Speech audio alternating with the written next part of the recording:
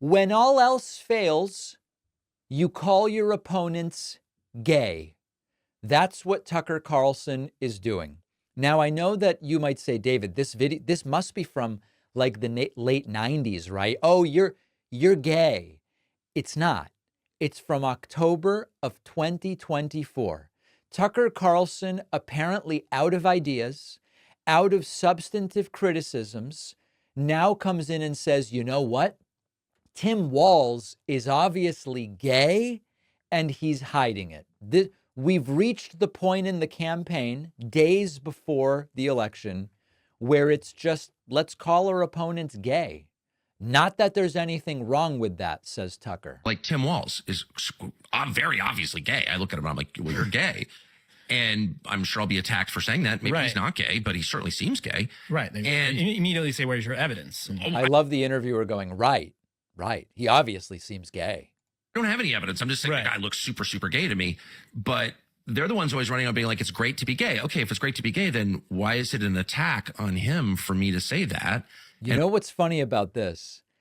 I've never met a single person in my decades of activism and political involvement and just being a straight ally to the LGBT community. Never, ever, ever. Not once have I met anyone who said to me, we just think it's so great to be gay. It's great to be gay. More, and of course, what's implied in this is that they act like the left pushes. They go, no, the left wants more people to be gay. The left wants more people to be trans. I could not imagine a dumber comment. And he needs that in order to frame it as, if the left thinks it's so awesome to be gay, why would Tim Walz hide that he's gay? And of course, we just don't really care about people's sexual orientation, right? Like, my view is, I don't care who you're attracted to. It's not about, I think it's so awesome to be gay. Imagine, like, I think it's so awesome to be straight. These are not terms that I use to evaluate this. It's, I think people should be who they want to be. I'm not going to discriminate against people. I don't think people should be discriminated against under the law, critically speaking. And let's move on to figuring out economics and healthcare and the environment and other things. But Tucker has to frame it as, if the left thinks it's so awesome to be gay, why wouldn't Tim just say he's gay? Why would it be out of bounds to be like, hey, Tim Walz, you seem super gay. Are you gay? Have you ever slept with dudes? Like, if you ask that question, you'd be fired from your job. You're just asking that now. It's very controversial, right? But why would that be controversial? If there's nothing wrong with it, right, then why is it so offensive to ask that question? Right. I don't, and of course, this completely, it's such a perversion of the way that the sane left actually looks at this issue. And of course, the reason that we would say, why is it that you're asking that? It's not that it's, oh, I'm offended. It's not that it's offensive. It's that if you take a vice presidential candidate and you make the focus the idea that you believe he's hiding his sexual orientation, and you start saying, hey, have you slept with dudes? It's sort of like not really any of Tucker's business. That's fundamentally what the problem is here. And of course, Tucker loves to act as if it's the left that really has the problem on this issue, because they don't allow someone to just say, hey, you seem super gay. Are you gay? It's the fact that the right continues to be obsessed with this that is the issue. And I'm not big on saying, oh, I'm offended. This is offensive.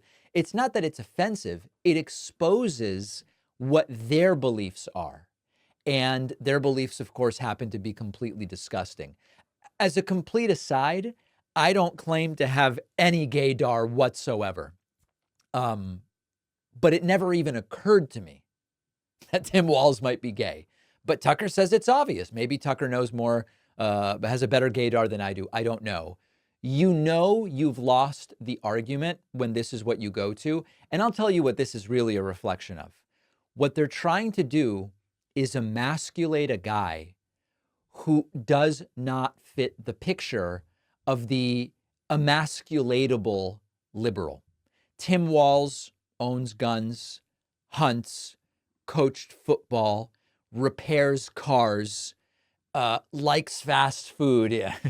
I'm sort of throwing that in satirically, but Tim Walz can't be written off as the French-speaking, Grey Poupon-eating John Kerry. like they did to John Kerry in 2004. So they're just straight up going, he seems super gay. And it's a reaction to the fact that he's really more of an alpha by their definition than their own guy Donald Trump is. That's what this is fundamentally about. There are two big problems with the cheap plastic disposable razors. 2/3 of people have skin irritation, and then over 2 billion plastic razors enter our landfills in the United States alone. Now, our sponsor, Henson Shaving, solves both problems. With the plastic disposable razors, you have unstable blades wobbling around as you shave, which causes the irritation. It's like if you were cutting something with scissors or a knife and the blade is wiggling. That's what's happening to your face with the cheap razors. So here's the solution. Razors produced by Henson have a blade that extends only 0.0013 inches past the shave plane. And that means no blade movement, more comfort before and after shaving. This is something only Henson can offer because of their precision manufacturing shop that also makes aerospace parts. Plus, the only part that you replace is the blade itself. The razor will last you a lifetime. Better for your wallet, much better for the planet. When you buy a razor at hensonshaving.com/Pacman, use the code Pacman to get a 2-year supply of blades for free. Make sure to add the blades to your cart. The link is in the description.